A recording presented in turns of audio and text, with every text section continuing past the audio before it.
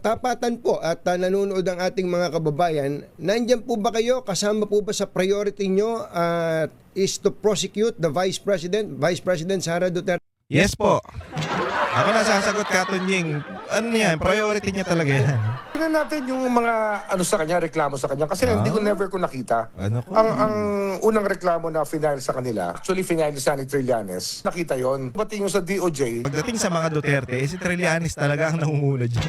Sobrang bitter dahil hindi siya napagbigyan ni Pangulong Duterte nung lumapit siya. Gusto niya nga daw na maging Vice President ni Pangulong Duterte. Alam naman natin na sobrang lakas ni Digong nun. Trillanes, dahil aso to, matakaw sa atensyon at sa posisyon, po siya lumapit. Alam ginawa ni Pangulong Duterte, ay hindi pwede. Ba't kita kukunin taka ka? O, simula nun, siya na ang pinaka nangungunang kontrabida ng mga Duterte. Bawat galaw ng mga Duterte, siyang kakahol, ganon.